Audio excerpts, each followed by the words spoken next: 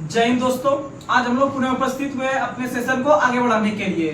तो आप लोग जिस तरह से हमें प्यार दे रहे हैं, बस आप इस तरह अपने प्यार को बरकरार रखिए और आगे दिन जो एग्जाम होने वाला है, आप लोग उस एग्जाम को फॉलो करते हुए जो है कि तैयारी कीजिए। तो जो भी छात्र PRSSC के एग्जाम में बैठने वाले हैं, उनके लिए बहुत ही बेस्ट यह सेशन चल रहा है, क्योंकि इसमें आपको साइंस भी मिल जा रहा है, करंट अफेयर्स भी मिल जा रहा है, उसके बाद फिर आपको जीके और स्टैटिक भी मिल रहा है और लूसेंट से विविध भी हम करवा रहे हैं। यानी कि क्वेश्चन छूटने की गारंटी कहीं भी नहीं है। बस आप लोग यही कीजिए कि आप लोग लगातार फॉलो कीजिए।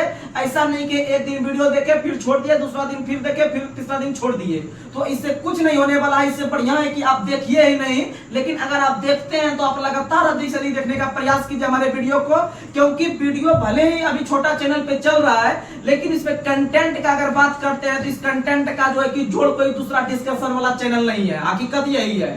तो चलिए बिना कोई देरी किए हुए आज के हम साइंस वाले सेशन को शुरू कर रहे हैं। तो आज का पहला सवाल आप लोग को बताना है, 3000 एंगस्ट्रम तरंगदैर्घ्य के प्रकाश तरंग की आवृत्ति कितनी होगी। देखिए क्वेश्चन एक बार फिर से सुनिए, 3000 एंगस्ट्रम तरंगदैर्घ्य के प्रकाश तरंग की आवृत्ति कितनी होगी। कहने का मतलब है कि यहाँ पर हमको तरंगदैर्घ्य दिख रहा है, प्रकाश तरंग की आवृत्ति कितनी होगी, यानी आवृत्ति दिख रहा है और प्रकाश का तरंग हमको निकालना है, यानी कि इसका तरंग की चाल निकालना है या आवृत्ति निकालना है। जो भी आपको सबसे पहले हम फार्मूला बताते हैं। इसका फार्मूला होता है, आपको तरंग की चाल बराबर होता है आवृत्ति गुना जो है कि आपका आवर्तक ये तरंगदैर्घ्य, यानी कि आवृत्ति गुना तरंगदैर्घ्य जो होता है वो तरंग की चाल बराबर सूत्र होता है। तो यहाँ पर तरंग की चाल जो हम देख रहे हैं वो देख रहे हैं हम लोग प्रकाश तरंग के रूप में। तो आप लोग को पता है कि प्रकाश की चाल जो होती है वह 3 गुना 10⁸ मीटर पर सेकंड होती है, और बराबर जो होता है यह, और यह जो बराबर होता है यह आवृत्ति गुना तरंगदैर्घ्य के बराबर होता है। तो यहाँ तरंगदैर्घ्य का मान 3000 दिया है, तो यहाँ से आवृत्ति की जगह आवृत्ति रख देंगे और तरंगदैर्घ्य की जगह 3000 एंगस्ट्रम रख देंगे। जब इसको आप कटाइएगा तो कटाने के बाद आपको जो है कि 1 गुना 10⁵ बचेगा, तो यही इसका आंसर हो जाएगा आवृत्ति का मान, यानी कि 1 गुना 10⁵ हर्ट्ज हो जाएगा इसका मान। याद रखिएगा। आगे बढ़ते हैं, अगला क्वेश्चन आप लोग बताइए, सोनोग्राफी में कौन सा तरंग का प्रयोग किया जाता है। तो सोनोग्राफी में पराश्रव्य तरंग का, कौन सा तरंग का, पराश्रव्य तरंग का प्रयोग किया जाता है। अगर हम बात करते हैं तरंग का, तो तरंग जो है सिंपली 3 प्रकार का तरंग होता है आपका, जो है कि पहला याद रखिएगा अपसरब तरंग, दूसरा होता है सरब तरंग और तीसरा होता है पराश्रव्य तरंग। तो आप लोग को बता दें कि 20 हर्ट्ज से जो नीचे काम करता हुआ जो होता है अपसरब तरंग, और 20 से 20000 हर्ट्ज के जो बीच में होता है वो होता है सरब तरंग, और 20000 से जो ऊपर होता है वह होता है पराश्रव्य तरंग। ये 3 प्रकार का तरंग होता है, और बीच वाला जो सरब तरंग होता है वही ध्वनि हम लोग सुन पाते हैं, वही ध्वनि हम लोग सुन पाते हैं। याद रखिएगा। अगला क्वेश्चन आप लोग को बताना है, यानी याद रखिएगा अश्राव, अश्राव यानी अश्राव यानी पहला हो गया आपका 20 हर्ट्ज से नीचे, दूसरा हो गया 20 हर्ट्ज से 20000 हर्ट्ज के बीच, और तीसरा कर देना है 20000 हर्ट्ज से ऊपर। ये 3 प्रकार का हो गया। और याद रखिएगा इसका इंग्लिश में नाम होता है IAU, अश्राव बता दिए, अश्राव, IAU, I से इंफ्रासोनिक, A से ऑडिबल, U से अल्ट्रासोनिक, ये 3 प्रकार का होता है। याद रखिएगा, कोई दिक्कत नहीं आएगा। अगला क्वेश्चन आप लोग को बताना है कि विद्युत चालकता का मात्रक क्या होता है, सीमेन। विद्युत चालकता का मात्रक सीमेन होता है, और विद्युत प्रतिरोध का मात्रक ओम होता है। और आप लोग को पता है कि विशिष्ट प्रतिरोध का मात्रक ओम मीटर होता है, विशिष्ट प्रतिरोध का मात्रक ओम मीटर होता है, जिसको कि हम लोग रो से सूचित करते हैं। किसे सूचित करते हैं, रो से सूचित करते हैं। अगला क्वेश्चन, पृथ्वी और चंद्रमा पर भार का अनुपात क्या होता है। तो आपको पता है कि पृथ्वी का भार का 1/6 जो होता है वह G का मान होता है चंद्रमा पे, यानी कि G के बराबर ही, यानी जहां जहां पर G का मान अधिक रहेगा वहां पर भार का भी मान अधिक रहेगा।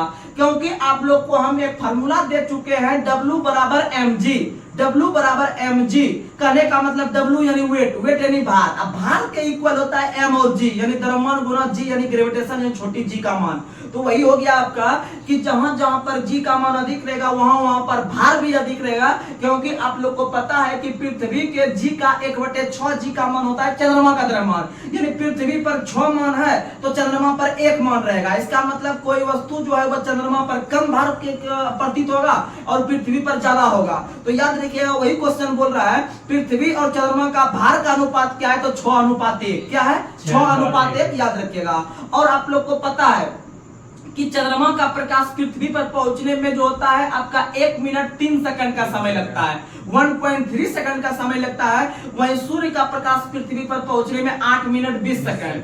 अगला क्वेश्चन आप लोग को बताना है, परमाणु बम किस सिद्धांत पर कार्य करता है? तो परमाणु बम करता है नाभ के विखंडन। परमाणु बम नाभ के विखंडन पर काम करता है, और नाभ की विखंडन जो है वह अनियंत्रित नाभिक विखंडन होता है या नियंत्रित होता है। तो याद रखिएगा, परमाणु बम जो है वह नियंत्रित नाभ के विखंडन पर काम करता है या ज्यादा नुकसान नहीं करता है हाइड्रोजन बम के तुलना में। हाइड्रोजन बम जो है वह आपका अनियंत्रित नाभ के संलयन पर काम करता है।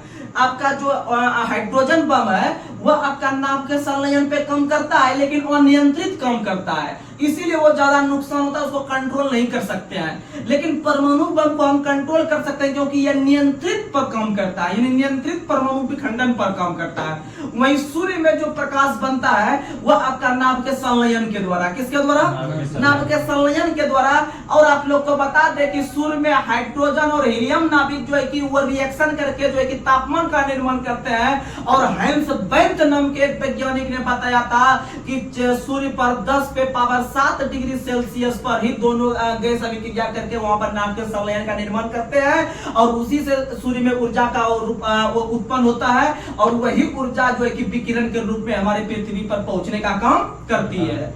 अगला क्वेश्चन आप लोग को बताना है, ईएनटी डॉक्टर, ईएनटी यानी नाक कान जो है कि आपका चेक करने वाला जो डॉक्टर करता है वो कौन से लेंस का या दर्पण का प्रयोग? तो अवतल दर्पण का प्रयोग करता है आंख कान नाक का डॉक्टर, याद रखिएगा। और कान का अध्ययन ओडोलॉजी कहलाता है, नाक का अध्ययन राइनोलॉजी कहलाता है, और आंख का डॉक्टर ऑप्थेल्मोलॉजिस्ट कहलाता है, और दांत का अध्ययन ओडोंटोलॉजी कहलाता है। अगला क्वेश्चन आप लोग को बताना है, एक प्रकाश वर्ष कितना मीटर के बराबर होता है? तो एक प्रकाश वर्ष 9.46 गुना 10 पे पावर 15 मीटर के बराबर होता है, और वही किलोमीटर में पावर 12 दे दीजिएगा, आपका कम बन जाएगा।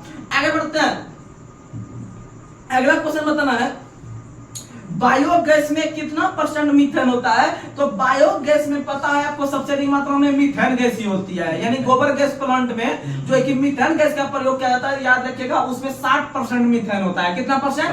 60% मीथेन होता है। और मीथेन को मार्स गैस के नाम से भी जानते हैं, जिसका सूत्र होता है CH4 होता है, याद रखिएगा।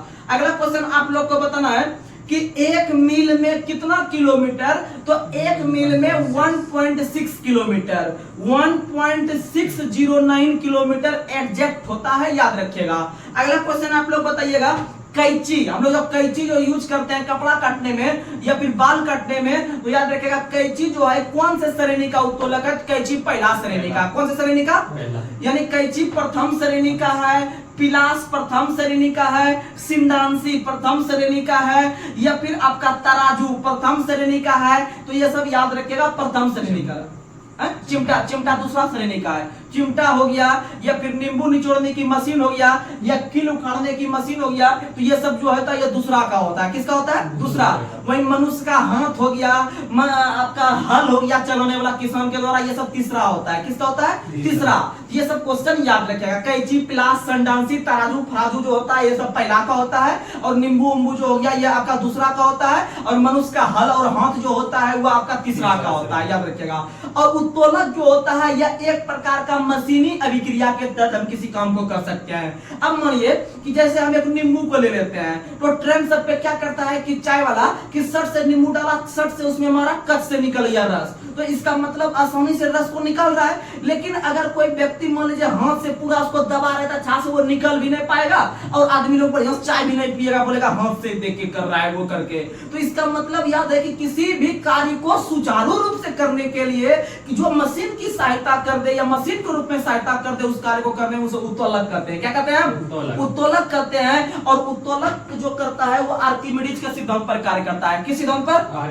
आर्किमिडीज के सिद्धांत पर कार्य करता है उत्तोलक, क्योंकि आर्किमिडीज ने ही उत्तोलक का जो है कि खोज किया था, याद रखिएगा। और आर्किमिडीज का संबंध ग्रीस से था। कहां से था? ग्रीस से था आर्किमिडीज। और आप लोगों को कुछ क्वेश्चन बता दे कि प्रथम श्रेणी का जो उत्तोलक होता है उसमें बीच में कौन रहता है, दूसरे के बीच में कौन रहता है, तीसरे उत्तोलक के बीच में कौन रहता है। तो आप लोग एक ट्रिक याद रखिएगा, FLE तो एफ जो होता है फलक्रम होता है वो पहले में सेट करा दीजिएगा बीच में, ठीक है। और दूसरा में जो होता है एल यानी लोड, लोड होता है दूसरे के बीच में। और तीसरा में ई लिखे हुए हैं यानी कि तीसरे उत्तोलक के बीच में आपका ई से इफर्ट लगता है। क्या लगता है? इफर्ट यानी आयास लगता है। क्या लगता है? आयास। आप लोग क्रिकेट देखते होंगे, नहीं कहता है कि फील्डर ने अपना पूरा इफर्ट लगाया लेकिन फिर भी बॉल को नहीं पकड़ पाया, तो इसका मतलब इफर्ट का मतलब आयास होता है। क्या होता है? आयास। यानी पहली श्रेणी के उत्तोलक में आपका एफ बीच में होता है यानी फलक्रम बीच में होता है, और दूसरे के बीच में आपका लोड रहता है, और तीसरे के बीच में ई से इफर्ट रहता है। और याद रखिएगा एफ से जो फलक्रम होता है इसका हिंदी नाम होता है आपका क्या, तो याद रखिएगा आलम्ब होता है। क्या होता है? आलम्ब। और लोड का हिंदी होता है भार, और इफर्ट का इंग्लिश होता है आयास। क्या होता है? आयास। याद रखिएगा, ये सब क्वेश्चन आता है। अगला क्वेश्चन आप लोग को बताना है। अगला क्वेश्चन बताइएगा, पार्सेक किसका मात्रक है? दूरी का।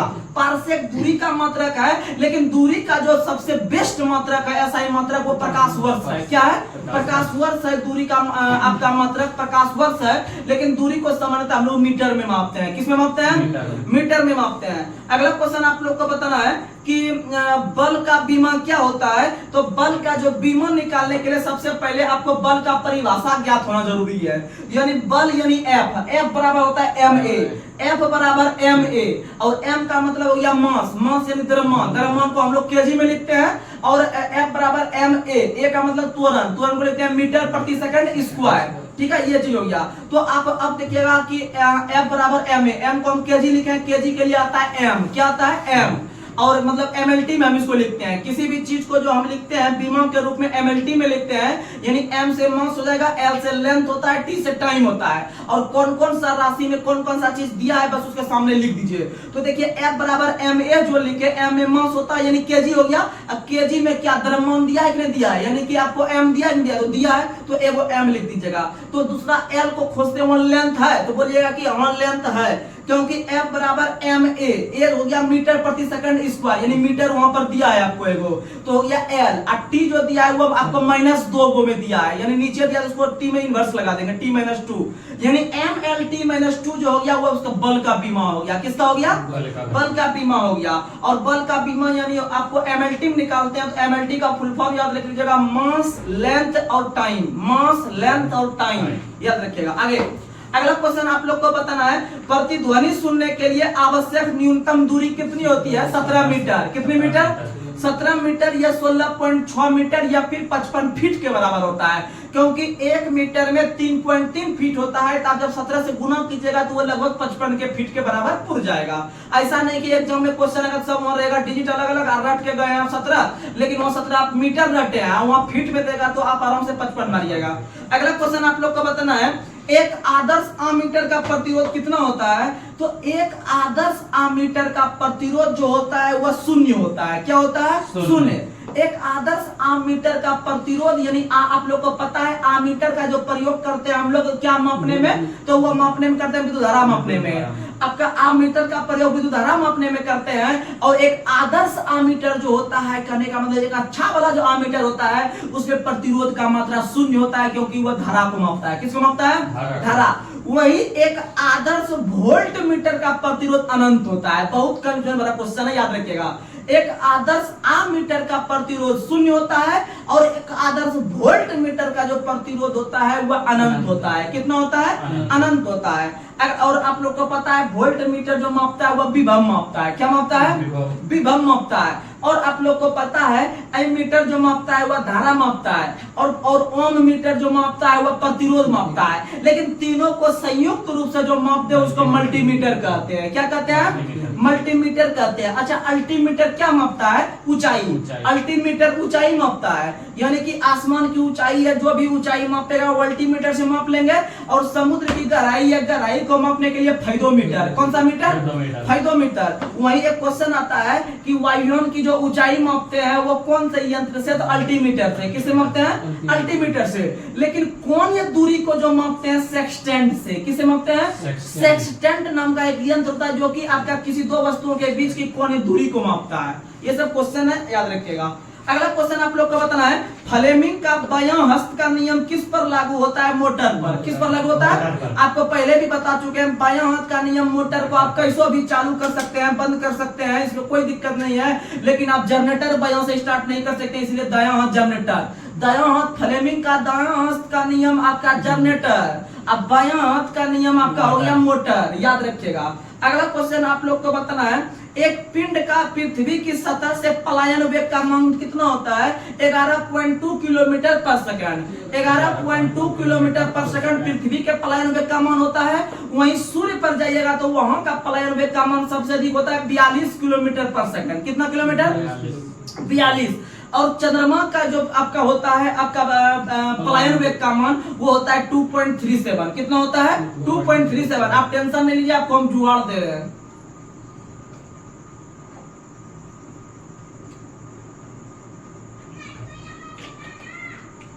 जुगाड़ दे रहे हैं।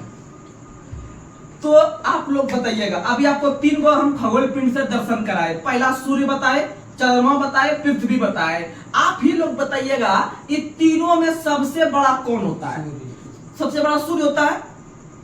उसके बाद कौन होता है? पृथ्वी। अब पृथ्वी का उपग्रह है चंद्रमा, इसका मतलब सबसे बड़ा सूर्य, दूसरा नंबर पे पृथ्वी, तीसरा नंबर पे चंद्रमा। बस जो 3 को डिजिट बताए आप इसी तरह बड़ा को बड़ा दीजिए, छोटा को छोटा दीजिए, और जो मीडियम है उसको मीडियम दीजिए। तो सबसे बड़ा सूर्य है, सूर्य को 42 देंगे। कितना देंगे? 42। यानी सूर्य का जो पलायन वेग का मान होता है वह 42 होता है।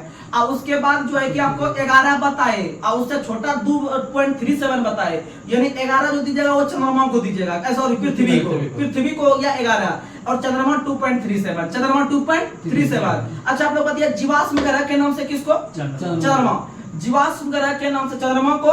वही आप लोग को बता दे, नीला ग्रह के नाम से पृथ्वी को, वही लाल ग्रह के नाम से मंगल को, वही पीला ग्रह के नाम से बृहस्पति को, वही रोमन देवता के नाम से जो कहते हैं वह शुक्र को, रोमन देवता के नाम से शुक्र को।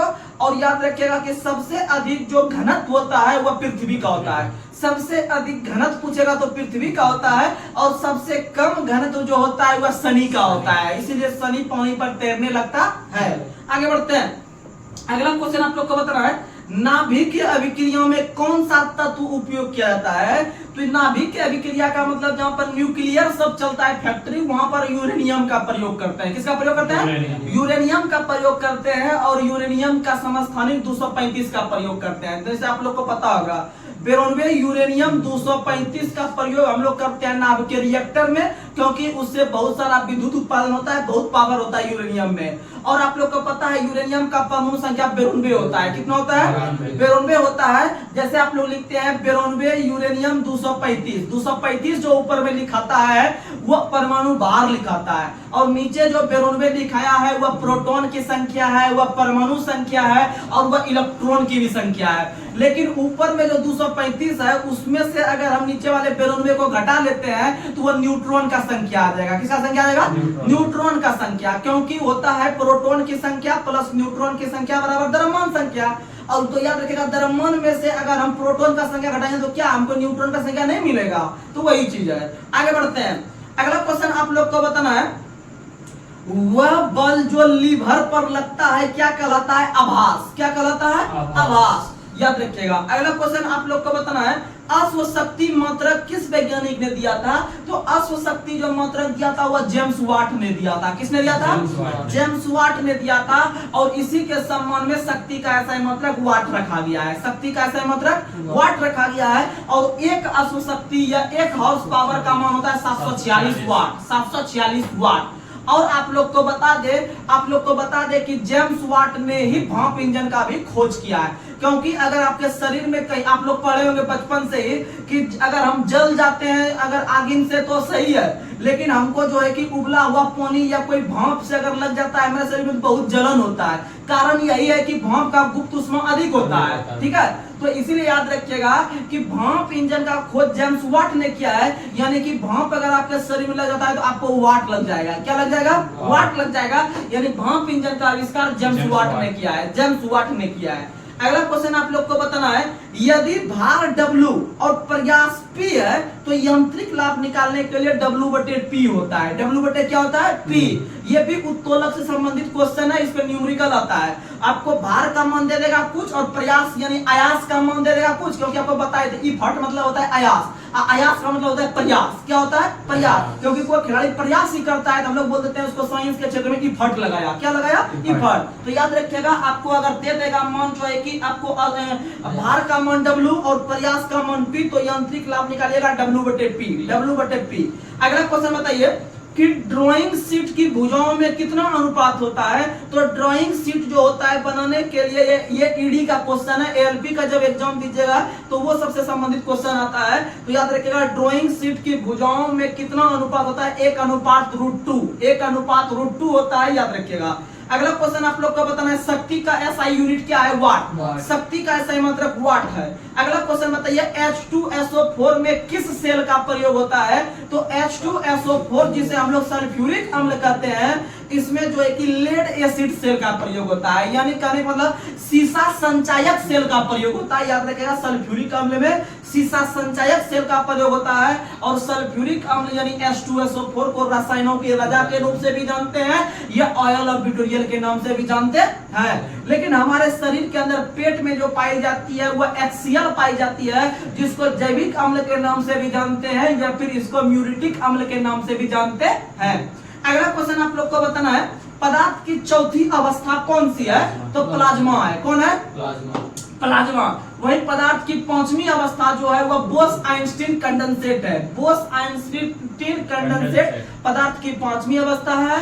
पदार्थ की पहली अवस्था ठोस, दूसरी अवस्था द्रव, तीसरी अवस्था गैस, चौथा प्लाज्मा और पांचवा जो है वह आपका बोस-आइंस्टीन कंडेंसेट है, याद रखिएगा। अगला क्वेश्चन आप लोग को बताना है कि लोहे पर जंग लगने पर उसका भार क्या होता है? बढ़ जाता है। क्या होता है? बढ़ जाता है। और लोहे में जंग लगना एक प्रकार का ऑक्सीकरण अभिक्रिया है। कैसी अभिक्रिया है? ऑक्सीकरण अभिक्रिया है, क्योंकि उसमें वायु ने जो है कि उससे यानी ऑक्सीजन ने ऑक्सीकृत करके उसको खत्म कर देता है।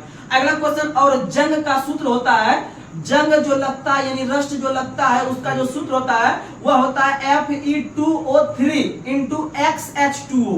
यानी Fe2O3 जो होता है, Fe2O3 जो होता है वह हेमाटाइट का सूत्र होता है। और हेमाटाइट जो है वह लोहा का अयस्क होता है। लोहा का अयस्क हेमाटाइट हो गया, उसके बाद फिर आपका मैग्नेटाइट हो गया। तो लोहे का जो एक आपका अयस्क है आपका हेमाटाइट, जिसका सूत्र होता है कि Fe2O3, इसके साथ X कण जो है कि वह ऑक्सीजन या फिर जल का अभिक्रिया करता है। तो याद रखिएगा Fe2O3 × XH2O, क्योंकि उसमें जल में ही ऑक्सीजन वगैरह मिला हुआ रहता है, वही अभिक्रिया करता है लोहा से, और लोहा जो है कि जंग के रूप में तब्दील होकर वो खत्म हो जाता है। तो ये याद रखने का प्रयास कीजिएगा। आगे बढ़ते हैं। आपको हेमाटाइट और मैग्नेटाइट सूत्र में शायद कंफ्यूजन होता होगा, क्या क्या होता है, आपको हम जुगाड़ देते हैं। तो आप लोग देखिएगा हेमा जो नाम होता है वो 2 अक्षर का होता है। क्या अक्षर का होता है? 2 अक्षर का। तो Fe जो लगाइएगा उसके साथ 2 लगाइएगा। क्या लगाइएगा? 2। हेमा 2 अक्षर का, इसीलिए Fe ये जो सूत्र लिखिएगा हेमाटाइट वाला, उसके साथ Fe के बाद 2 लगाइएगा। क्या लगाइएगा? 2। यानी Fe2O3 × जो है कि जो लगाना है लगा दीजिए, यही सूत्र होता है। और मैग्नेटाइट में देखिएगा 3 अक्षर होता है, मैग्ने यानी हेमाटाइट टाइट छोड़ दिए दोनों में, एगो हेमा ले लिए एगो मैग्ने ले लेते हैं। तो मैग्ने में 3 अक्षर है, मोए के आधा गोर नोए का मैग्ने 3 अक्षर। तो Fe3O4 यानी शुरू में जो Fe से ही क्लियर कर लीजिएगा। हेमा रहेगा तो Fe2 लगेगा और मैग्ने रहेगा तो Fe3 लगेगा। आराम से कॉन्सेप्ट क्लियर। आगे अगला क्वेश्चन आप लोग को बताना है जल में अणुओं का अनुपात क्या होता है? सिंपल H2O, H के साथ 2, ऑक्सीजन के साथ कुछ नहीं है, तो 2:1। 2:1। आगे बढ़ते हैं। अगला क्वेश्चन आप लोग को बताना है वाष्प का द्रव में बदलना संघनन कहलाता है। क्या कहलाता है? संघनन कहलाता है। वाष्प का द्रव में बदलना संघनन कहलाता है। वहीं अगर कोई ठोस पदार्थ है उसका गैस में बदलना जो कहलाता है वह क्या कहलाता है? तो याद रखिएगा वह क्या कहलाता है? वह ऊर्ध्वपातन कहलाता है। क्या कहलाता है? ऊर्ध्वपातन। यानी कि ठोस पदार्थ से बिना द्रव में बदले गैस में बदल जाए, वैसी अभिक्रिया को ऊर्ध्वपातन कहते हैं। जैसे कि कपूर हो गया, नेफ्थलीन हो गया, तो ये सब जो होता है वह डायरेक्ट हम ठोस में जलाते हैं और वह द्रव में जाता है, सीधा गैस बन के उड़ जाता है, तो वह आपका ऊर्ध्वपातन प्रक्रिया कहलाता है, सब्लिमेशन अभिक्रिया कहलाता है। आगे बढ़ते हैं।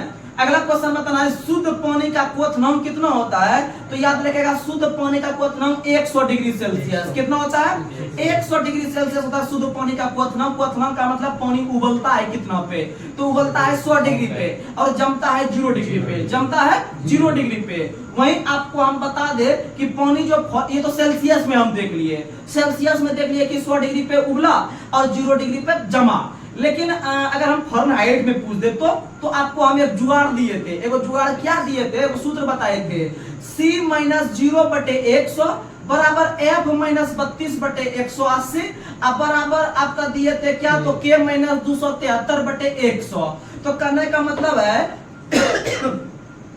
कि C-0/100 यानी कि ये जो आपका ऊपर वाला में 0 दिख रहा है वह निम्नतम बिंदु होता है, यानी कि जमने वाला होता है। और दोनों को अगर आप जोड़ के मारिएगा, यानी ऊपर में 0 है नीचे 100 है C वाला में, तो दोनों को जोड़ के मारिएगा तो वो उबलने वाला आ जाएगा, क्वथनांक बिंदु आ जाएगा। ठीक है, ये हो गया सेल्सियस में 0 और हो गया 100, हमको पता चल गया। वहीं फ़ारेनहाइट में अगर देखते हैं तो फ़ारेनहाइट में होता है F-32/180। तो कहने का मतलब ऊपर में देख रहे हैं हम 32 है, तो -32 पे जो होता है वो आपका जल जमता है। ठीक है, 32 डिग्री पे फ़ारेनहाइट पे आपका जल जमा। लेकिन नीचे का अगर हम जोड़ लेते हैं 180 और 32 तो 212 मिलेगा, तो 212 पे जल उबलेगा फ़ारेनहाइट में, 212 पे जल उबलेगा फ़ारेनहाइट। यानी इधर हम सी वाला में देखे थे 0 और 100 को जोड़े तो 100 डिग्री पूरा, 100 डिग्री सेल्सियस में जल उबल गया। वहीं ऊपर में हम फ़ारेनहाइट में 32 देख रहे हैं और नीचे 180 देख रहे हैं, दोनों को जोड़ेंगे 212 मिलेगा, तो इसमें 212 पे जो है कि फ़ारेनहाइट में जल उबलने लगेगा। वहीं केल्विन में समझिएगा, तो केल्विन में होता है K-273/100। अगर हम सिर्फ 273 को लेते हैं तो वहां पर आपको जल जमने लगेगा -273 पे। लेकिन अगर दोनों को अगर हम जोड़िएगा 273 और 100 को, तो 373 पे जल उबलने लगता है। तो ये सब चीज है, याद रखिएगा, प्रयास कीजिएगा। आगे बढ़ते हैं, अगला क्वेश्चन, नाभिक की त्रिज्या का मान कितना होता है। तो नाभिक की त्रिज्या का मान 10 पे पावर -15 मीटर होता है, 10 पे पावर -15 मीटर के बराबर होता है नाभिक की त्रिज्या। और नाभिक का खोज रदरफोर्ड ने किया है। किसने किया है, रदरफोर्ड ने किया है। लेकिन बायोलॉजी के अंदर में नाभिक का जो खोज किया है वह रॉबर्ट ब्राउन ने, किसने किया है, रॉबर्ट ब्राउन ने 1831 में किया था, याद रखिएगा। अगला क्वेश्चन आप लोग को बताना है कि 3 प्रकार के मौलिक कण में से कौन सा कण आवेशहीन होता है। तो वह जो होता है वह आपका न्यूट्रॉन होता है। कौन होता है, न्यूट्रॉन न्यूट्रल रहता है, यानी आवेशहीन होता है। प से प्रोटॉन, प से प्लस होता है और इलेक्ट्रॉन माइनस होता है। आगे बताना है कि अम्ल स्वाद में कैसा होता है। तो अम्ल स्वाद में खट्टा, अम्ल स्वाद में खट्टा होता है। और अम्ल बनने के लिए उसमें हाइड्रोजन का होना आवश्यक होता है, याद रखिएगा। यानी हाइड्रोजन आयन H+ की उपलब्धता से ही कोई पदार्थ अम्लता को ग्रहण करता है। और सभी प्रकार के अम्ल में से एक होता है आपका एसिटिक अम्ल, और एसिटिक अम्ल जो होता है वह सिरका में मिलता है। किसमें मिलता है, सिरका में मिलता है, याद रखिएगा। अगला क्वेश्चन, सबसे कठोर पेंसिल जो होती है, अगर आप ईडी पढ़िएगा, इंजीनियरिंग ड्राइंग पढ़िएगा, एलपी का हिस्सा है ईडी, आपको पढ़ना पड़ेगा उसमें। तो इससे तो आपको टेक्नीशियन में ईडी वगैरह और ट्रेड वगैरह हटा दिया, ये सिंपल एक एग्जाम लेगा टेक्नीशियन में।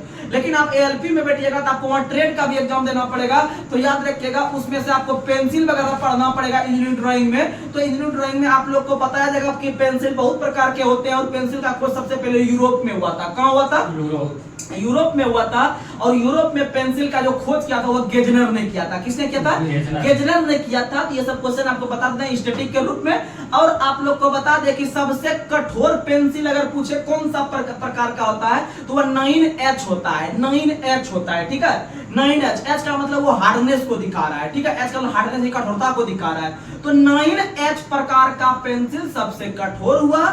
वहीं 7H प्रकार का जो पेंसिल होता है सबसे मुलायम, सबसे मुलायम। तो ये दो क्वेश्चन आप माइंड में हो सकता है आगे आ जाएगा एग्जाम में, तो आपको हम बता दिए। 9H प्रकार का पेंसिल सबसे कठोर होता है, क्योंकि जब आप 9 में पढ़ने के लिए जाते होंगे तो आप ठोस कलम का यूज करते होंगे, और 8वां तक जो पढ़ते होंगे आप जो है कि छोटा मोटा कलम से लिखते होंगे। लेकिन 9 में जाने के बाद सोचते हैं बहुत बड़ा कॉलेज में आ गए हैं, तो ऊपर में कलम खोज के जाते होंगे पढ़ने के लिए, तो वो आपको कठोरता को दिखा रहा है। और 7 में नॉर्मलता को, 7 में नॉर्मलता। आगे बढ़ते हैं, अगला क्वेश्चन आप लोग को बताना है अम्ल में। देखिए वही क्वेश्चन आ गया ऑब्जेक्टिव, अम्ल में समान रूप से पाए जाने वाला तत्व कौन है, हाइड्रोजन। कौन है, हाइड्रोजन, याद रखिएगा हाइड्रोजन। और हाइड्रोजन का खोज कैवेंडिश ने किया है। और आवर्त सारणी का पहला गैसीय तत्व भी कौन है, हाइड्रोजन।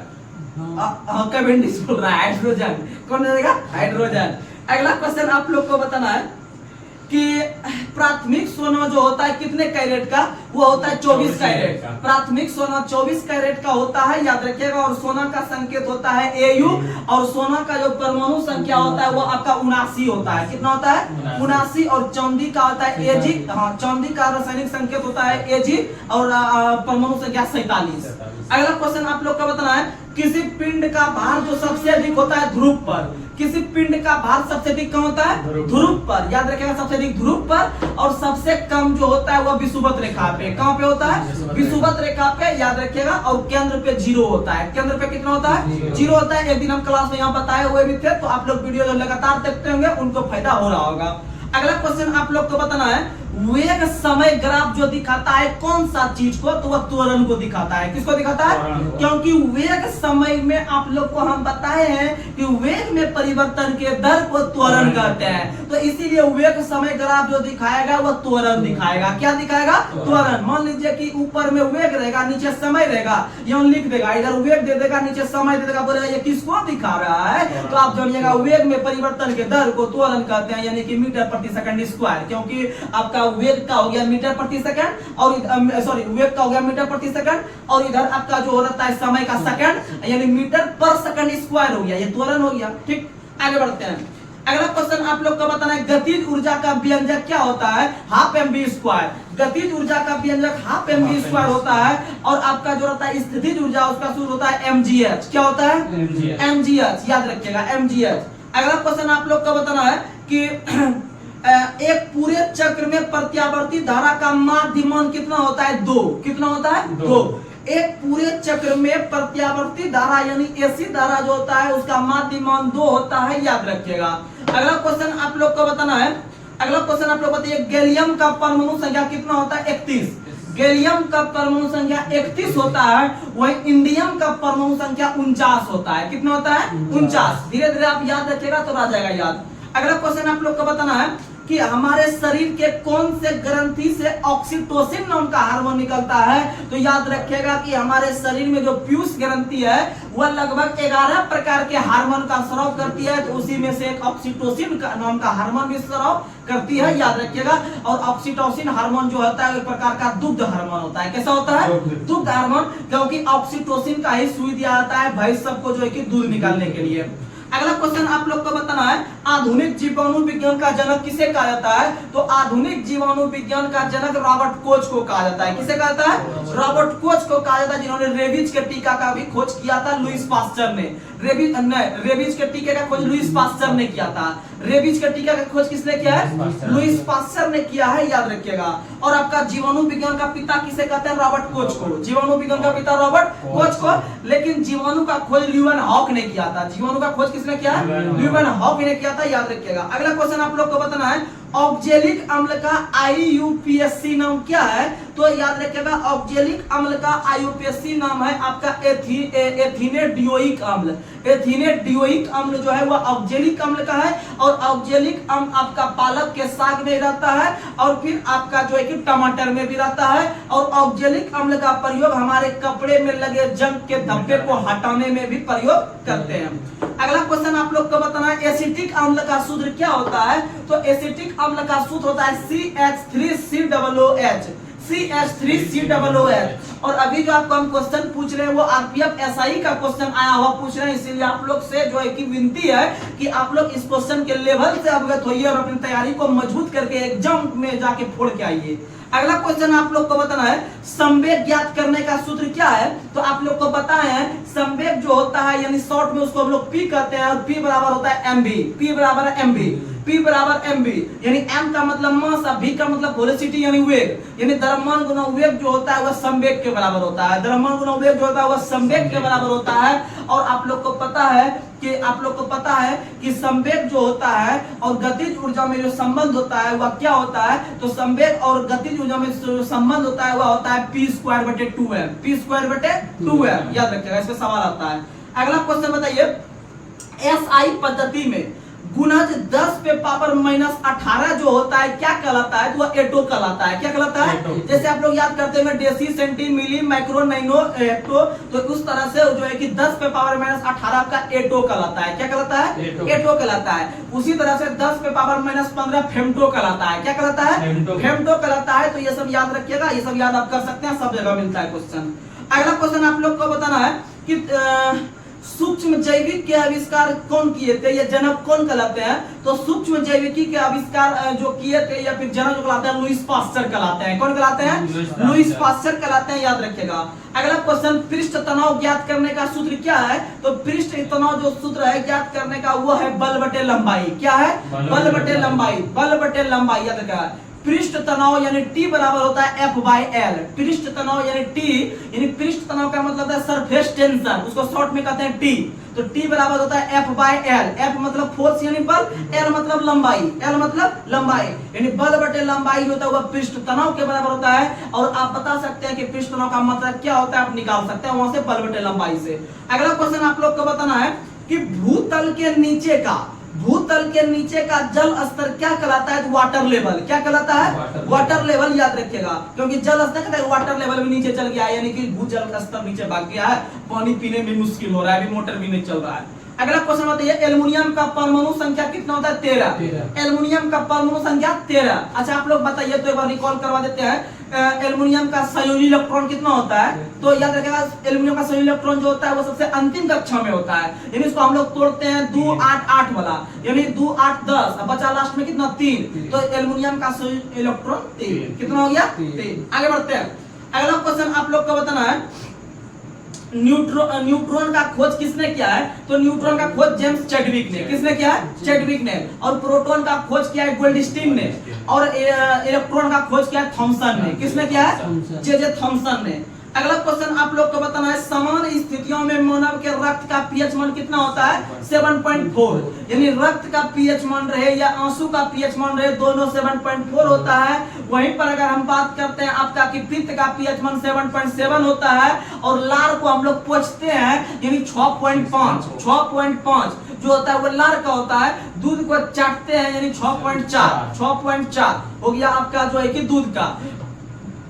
और नींबू 2 रुपयों में 2 गो, तो नींबू का पीएच मान 2.2, और इससे 2 अधिक होता है, पॉइंट में अधिक होता है सिरका का पीएच मान 2.4। और हम लोग शराब पी के ऐठते हैं यानी 8, यानी 2.8 जो होता है शराब का पीएच मान। किसका पीएच मान? और शराब जो बनाते हैं वो किण्वन विधि से बनाते हैं, सड़ा गला के बनाते हैं, उसमें मच्छी मक्खर सब भैन करके बनाते हैं। तो ये सब याद रखिएगा। अगला क्वेश्चन आप लोग को बताना है, 10 पे पावर माइनस 24, यानी कि आपको लास्टली 24 तक भी याद रखना पड़ेगा। तो 10 पे पावर माइनस 24 जो कहलाता है आपका घात के रूप में भी बताए थे हम, 10 पे पावर माइनस 18 एटो कहलाता है, और 10 पे पावर माइनस 15 फेम्टो कहलाता है। उसी तरह से 10 पे पावर माइनस 24 जो कहलाता है वह येक्टो कहलाता है, यानी आप लोग देखते होंगे गीगाबाइट मेगाबाइट ऐसे करके में वो योटाबाइट भी होता है। 10 पे पावर माइनस 24 होता है योटाबाइट, याद रखिएगा योटाबाइट माइनस 24। आगे बढ़ते हैं। अगला क्वेश्चन बताना है, शक्ति ज्ञात करने का सूत्र क्या है? यानी कि यहाँ बहुत सूत्र पूछता है, शक्ति का, बल का, द्रव्यमान का, आप लोग सब कवर की जगह अच्छा रहेगा। तो शक्ति ज्ञात करने का सूत्र आप लोग को बता दिए, शक्ति यानी पावर, P बराबर W बटे T, P बराबर W बटे T, W यानी वर्क यानी कार्य, T यानी समय, यानी कार्य बटे समय जो होता है वो शक्ति होता है। क्या होता है? अर्थात कार्य करने की दर को शक्ति, कार्य करने की दर को शक्ति, यानी कार्य बटे समय, क्योंकि दर लगता है समय से भाग पड़ता है, यानी कार्य बटे समय हो गया शक्ति। लेकिन कार्य करने की क्षमता को ऊर्जा, कार्य करने की क्षमता को ऊर्जा, और ऊर्जा को हम लोग मापते हैं कैलोरी में। किसमें मापते हैं? कैलोरी में। तो चलिए आज का लास्ट सवाल आप लोग को बताना है कि बोरोन का परमाणु संख्या कितना होता है? 5। याद रखिएगा, hydrogen 1, helium 2, lithium 3, beryllium 4, boron 5, carbon 6, nitrogen 7, oxygen 8, fluorine 9, neon 10, और सोडियम 11, मैग्नीशियम 12, एल्युमिनियम 13, उसके बाद हो जाएगा सिलिकॉन 14, उसके बाद हो जाएगा 15 फास्फोरस, 16 हो जाएगा आपका सल्फर, 17 हो जाएगा क्लोरीन, 18 हो जाएगा ऑर्गन, पोटेशियम हो जाएगा 19, और उसके बाद लास्ट में कैल्शियम हो जाएगा 20। धीरे धीरे आपको याद करवाएंगे, आराम से याद होगा। तो चलिए आज का सेशन आप लोग को कैसा लगा, आप लोग अधिक से अधिक जो है कि शेयर करने का प्रयास कीजिएगा, क्योंकि आप लोग को बता दें कि क्वेश्चन एग्जाम में टच होना तय है। बस आप लगातार बनकर तैयारी कीजिए, फॉलो कीजिए, आपका सिलेक्शन हो जाएगा। तो चलिए आज सेशन को हम समाप्त कर रहे हैं यहीं पर साइंस वाले को। तब तक के लिए जय हिंद, जय भारत।